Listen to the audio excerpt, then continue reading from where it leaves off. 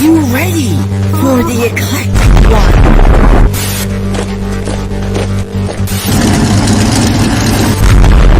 AKA Pat is here.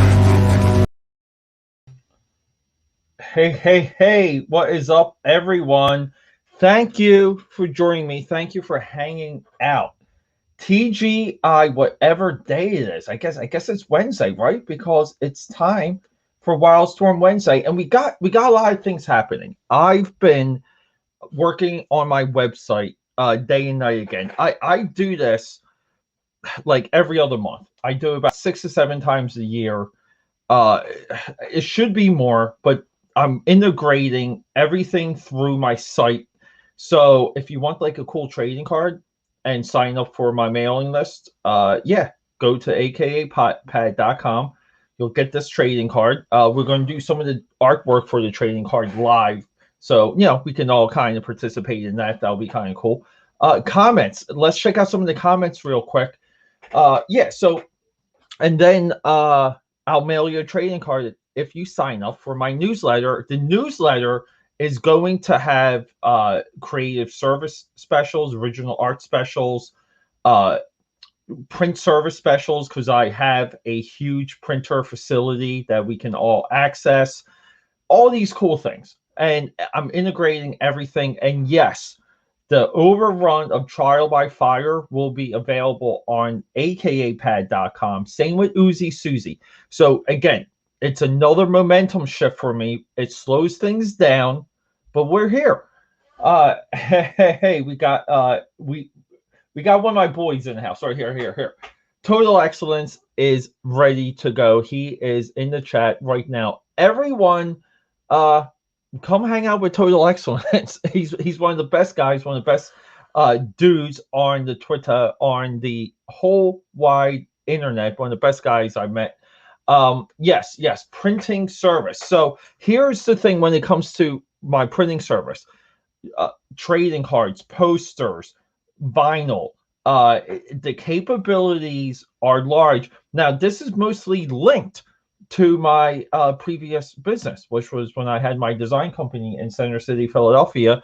We were print collateral specialists for New Jersey, Delaware, PA. Didn't penetrate New York, even though we tried. New York is way too competitive when you're that far away, and I didn't have dedicated sales guys. So like printing, see, like these are printed by yours truly.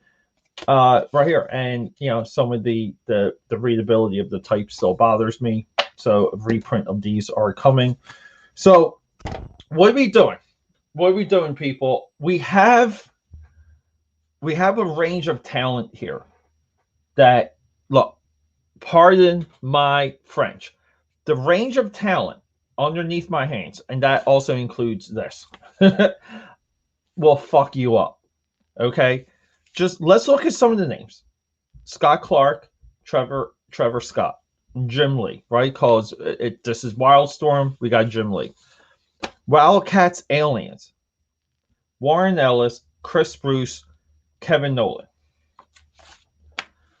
StormWatch number 37, Warren Ellis, Tom Randy Elliott. Now, I will say one thing about Randy Elliott. He's one of my least favorite inkers of this era. And it really could be what he was working on. Okay, I never really dug around and investigated Randy Elliott deep. That's what she said. But that time may come. So this is the fall of StormWatch. Okay, Wildstorm Productions, Wildstorm Comics gets the name from StormWatch and Wildcats, Wildstorm. Now, if we were clever, some of us would come up with a follow-up company called Cats Watch. But anyway, so what do I mean about the fall of StormWatch? Well, it's literal, meaning the team rises and falls. By the time we get to Wildcats Aliens, the team's dead, killed off by these guys, the Xenomorphs. And then we transition into a volume 2, which pretty much starts here. And now we transition into a volume 2, and that becomes the Authority. So what I would call StormWatch proper, StormWatch Prime, StormWatch 616, this team here, the team that I prefer, comes out of existence. Now, this is a trend that didn't affect Gen 13, Backlash, or Deathblow. Those books never deviated from their core, from their source material. Like, the idea of those books was pretty much a through line all the way to the very end. Now, I can't make that observation about Wetworks. Wetworks is my one blind spot when it comes to this era of StormWatch or Wildstorm. But Wildcats goes through a similar transition where the core idea, the look, the feel, the attitude shifts. Now, this is mostly because writers got to do whatever the heck they wanted, and Image was desperate to show off some writing chops. They were desperate to do some like ground and pound great comics with writing first. Jim Lee felt susceptible to this. Rob Liefeld fell into this trap. Todd McFarlane danced around it. Okay, but he didn't fall into it. Okay, Eric Larson didn't fall into it. Mark Silvestri didn't fall into it. Mark Silvestri, though, did go into Ron Mars, Silver Surfer, Green Lantern, and Ron Mars in like the later years of Top Cow had a good reign. Okay, with mostly Witchblade and Darkness. So, and a couple of crossovers. But what I mean about like talent, though, I don't know of like a full arc in all of comic history that really highlights new and old, veteran, like rebirthed, reformatted talent, as well as StormWatch. Now, the idea that StormWatch goes into postmodern Authority, which, in my view, when the Authority premieres, this is the end of like the Wildstorm universe. Okay. Now, the Fire from Heaven crossover does dictate some of this. So it gets pretty broad, it gets pretty complicated, but I made a quick list here. Okay. I made a really quick list. StormWatch 1 blows me away every single time I go through it because the illustrative quality of this is great. I made a list. It's greater than Backlash #1, DV8 #1, Gen 13 #1, Grifter #1, and Deathblow #1. Think about that. I mean, it's everything but Wildcats #1. Scott Clark, when Scott Clark came onto the scene, he, in some fashion, he understood like the Jim Lee solid blacks with the quick hatching. Now, this speeds up the drawing and inking process. On my end, when I do this type of work, all of these blacks becomes line work for me. Okay, because I want to add a little bit of extra motion, of kinetic energy, and like I want to spot my highlights. Because again, when you draw, when you ink, it's subtraction, okay, or it's adding. It's adding. Like you add and you shape the forms. So I'll add my kinetic energy wherever I can, like wherever I can get it from. So we got Battalion here, rocking and rolling, shooting up a storm. Now, this cover has, I mean, look at Zero, right? Frost, Blizzard. I'm getting a brain fart. This guy is this guy. What's his name? Hold up. Hold up. We got Winter. Okay. Winter's hair for this. I mean, we gotta get in close on it. I mean, look at his hair. It's phenomenal. Diva's hair is just fantastic. And look, we have like this Rob Liefeld, Youngblood, Die Hard looking dude. Like, it's like these guys are duplicates. We have a duplicate Cable, or GW Bridge from X-Force, which is a duplicate Cable. It's phenomenal, the riffs that's happening with this cover here. But this is one of Jim Lee's best covers ever. well designed. This is one of the only times I favor color holds. Okay. The aesthetic aspect of this, like, like the yellow and, the triangulation of the layout. I don't know, people. It gets my jollies off every single time. I mean, you see, like with these three covers, that there is a little bit of a degradation when it comes to the impact of Wildstorm Productions. Okay, we have to fess up to that. This kind of being a Kevin Maguire Justice League #1 cover riff, I don't know. It's bad. There's nothing about this that makes you excited, that makes you want to buy the book. It's not. So this is a little bit what I mean about the fall of StormWatch. This is the exact same thing that happens to Wildcats, the second flagship title. So we have battalion away. Nice little intro here sets us up. Okay. But then we have a spread. So this is the Marvel method, the Jim Shooter method. Okay. This is where, as quickly as possible, we establish powers. We establish why things are cool. Things are cool. Splash page, double page, splash page. Things are cool, right? Like, you following me? They save the kids on the bus. And look at the storytelling by Scott Clark. Bird's eye, 3/4 vehicle. Great expression. Great close-up here. Pull the camera away. We're telling the story. More of the rescue. Let's establish more of the team. Great sound effect here. Nice anchor. Okay, these are the elements.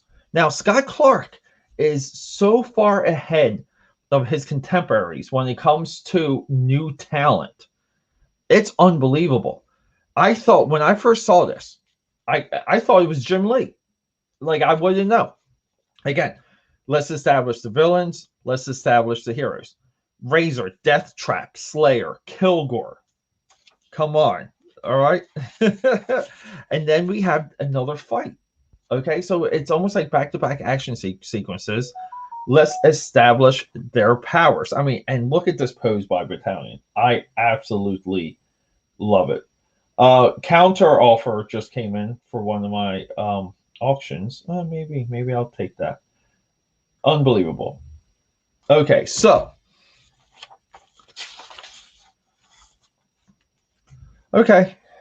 we have a quick gimme page. Great illustrations, though. This always bothered me, but I do like this dude getting evaporated by what's his name? Hold up.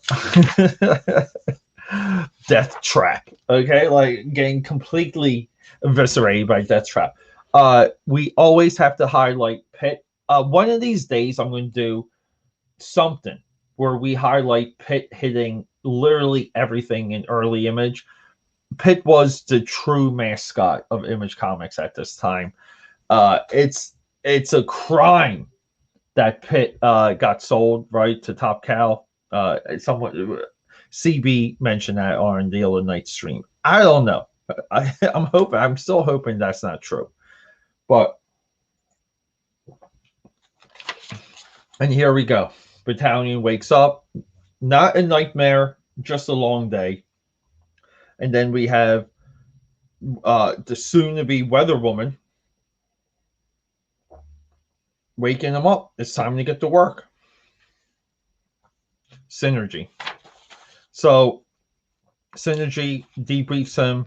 Battalion's got to get to work. I mean, and look, another fantastic Jim Lee promo artwork cover. Again, if you're making books and you're not thinking about your own ads within your own book, what are you doing? You're doing your whole effort a disservice. Typical street crime, alley, brick wall scene here, but great pose with the dude jumping out of the window with the television. Good use of double silhouettes here in the background, like breaking up the buildings. Yeah, good stuff. And then, this is Battalion's son, who later leads the team when it comes to StormWatch issue 25, where they Around issue 15, they jump ahead to issue 25, and you see that he's actually running everything, and he's going up against the villain, Despot. So, cool arc. Now, here's the funny thing. Okay. This is StormWatch's satellite. Okay. We have another cool transition here, like city skyline, the little ding, the ping in the night sky. We jump to the StormWatch tower. Okay, I call it tower. We have a great young blood reference right here. We have Weatherman, who is essentially their Jean-Luc Picard. Now, when it comes to designs of a floating fortress protecting Earth, this is the best one. This is better than Babylon 5, Deep Space Nine. This is better than the Justice League Tower. I haven't seen a design this iconic since this. So there you go. Economical page here because we have deadlines. But again, you know, let's illustrate Weatherman's abilities. So, and then we have another funeral attack. Death Trap just gets completely housed by Battalion. Yes, people, we will be doing a Topps Wildcats trading card unboxing or pack opening very soon. Okay, 1 to 2 weeks away. Hopefully next week. Yeah, and then, like we're wrapping it up, and we have this cliffhanger that is Battalion's power evolving. Really cool effects here because we almost have this like Wildstorm Kirby Crackle here because it's a Wildstorm version of the Kirby Crackle. But look at I love these wisps. And then that's one number one. Flip side, now legendary. The Nick Mainbat Cybernary, legendary stuff right here. R.I.P. though. And then look, someone here cut out the coupon. How awesome is that? And then look, we're already promoting Deathmate. So like, think about that. How early this is. StormWatch is promoting a giant company crossover. New talent here with Brett Booth. 2 new comics, Union, a crossover with, not a crossover, but a studio team up with Cyberforce. I mean, it's phenomenal. Okay, it's one hell of an effort. So we go from this to potentially what I feel like is the best intercompany crossover of all time, because this has consequences for Stormwatch and Wildcats in the Wildstorm universe. It's a crossover. This is lightning in the bottle. This is Warren Ellis leading into the Authority, which really, the Authority is like everything, okay? Everything you like about the new Justice League movie, everything you like about the Avengers comes from the Authority. So this also touches on the origin of the aliens. But, we have a crash capsule. Chris Bruce, rocking and rolling. He later would do a phenomenal run with Alan Moore, Rob Liefeld, Supreme, Awesome Comics. And then here we go. Warren Ellis is taken over, and we have nothing but talking heads. So we let him do it. We let him get away with it. We have a redesigned HQ for Stormwatch. Wildcats go in to save the day because communication has been cut off. The lights are gone. There's some asteroid, some object close. See, it's an alien, like xenomorph spaceship. It's really freaking cool. We get some face huggers. We're trying to dissect everything.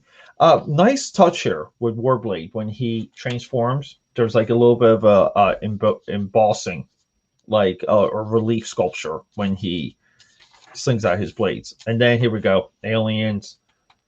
First contact. Grifter and Zealot just slice right through them. Maul tries to bash their heads together.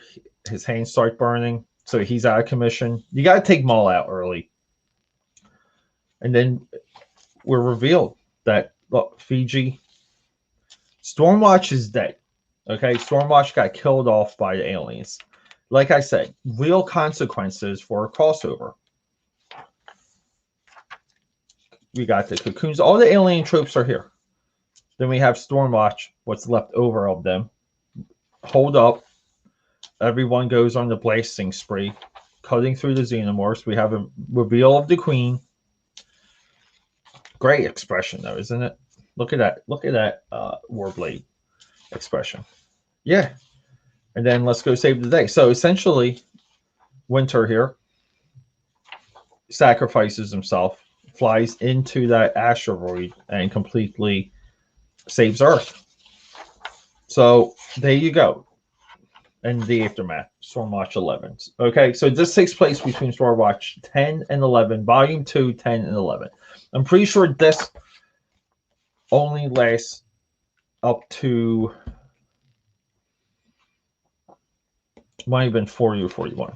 Okay, so that's the end, right? This becomes the Authority. This is the beginning.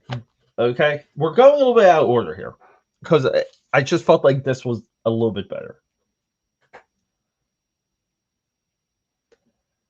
Yeah, so yeah, Supreme at one time, there was 2 books that were done by Image guys that were better than the standard or the run of, the current Superman books. One was Supreme and one was Mr. Majestic by Joe Casey, also by Wildstorm. Though we'll be doing that also. Don't you worry. But yeah,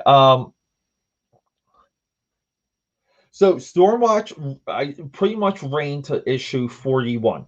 Okay, so 1 to 41. So if we consider Wildcats, Backlash, Deathblow, and StormWatch, and what works. Okay, those are your pillars, like the publishing money, basically, like the cash flow for Wildstorm Productions. Those 4 books, just being consistent, fed everything else. Okay, this is also why companies become cash negative, because of how they use that cash flow. They try and reinvest in books that never pick up.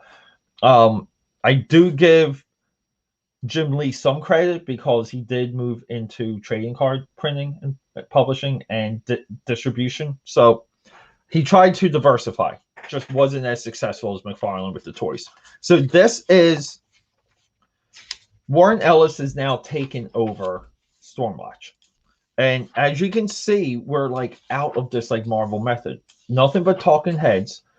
Now, Weatherman is running around recruiting new members. He's essentially recruiting Jenny Sparks. He's recruiting Hawksmoon. Okay, these are members of the Authority. Okay, then we have this dude, and we have this nice intro, some tryouts. This was one of his like maybe like fetish girls rose tattoo. Cool powers, but like again, the anti-superhero already. I mean, look at all the talking heads. No action. Jenny Sparks toasts this girl.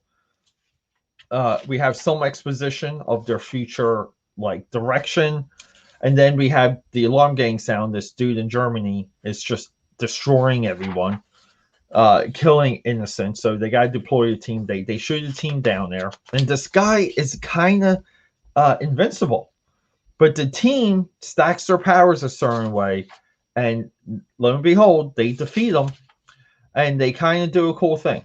See, Weatherman is being a little bit dirty. He's trying to cut some deals, and then we do get some good action at the end, but they essentially cut this dude in half, and that's how they're able to they teleport 1/2 of his body, and that's how they're able to beat him. So, and that's it. So here's the thing. So we're like 4 years into Wildstorm at this point. Now you can see the difference, right? No ads for new books, nothing exciting. This is press and play. Okay, we do have Deathblow 0. 4 years later, we get somewhat of the completion of Jim Lee's work from Darker Image. Okay, but so, and you can see StormWatch 37, Wildcats 31, Backlash 21, Deathblow 29. Again, this is the foundation of Wildstorm. This is your cash flow. Gen 13, always like monthly, sometimes multiple times monthly. Gen 13 of itself was the franchise for the studio. But, you know, like we kind of see, you know, there's a little bit of a, you know, downward spiral where just nothing really looks cool. Black and white ads on the inside pages. I mean, look at the trading card advertisements for Stormwatch 1 versus Stormwatch 37. Now, we get two separate ones here.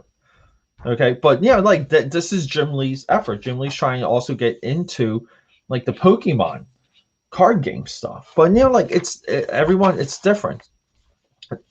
While the lesson to be learned here is that Jim Lee, through editorial, deviated from what made Stormwatch cool. What made Stormwatch at the time a powerful alternative to Justice League, Avengers, and X-Men, most especially X-Men. These were good enough alternatives. And look what happened. They become talking heads. So incredible artwork, incredible talent, incredible stuff. But this is the fall of Stormwatch with the best crossover in comic book history. And then here,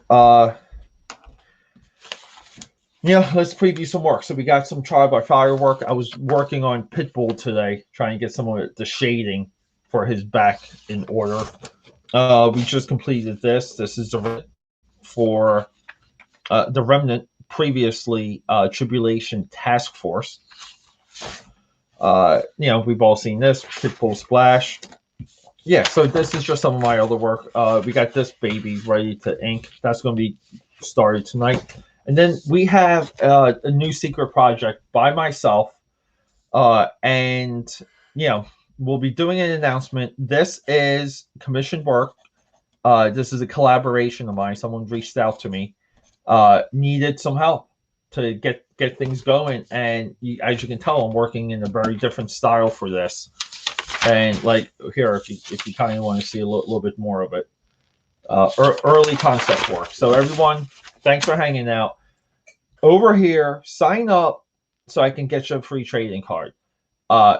Be on the lookout for my newsletter if you purchase TBF, Uzi Susie, or signed up for the mailing list for TBF. Okay, everyone, I love you. I really do. Cheers. We're drinking coffee tonight. Thanks for hanging out.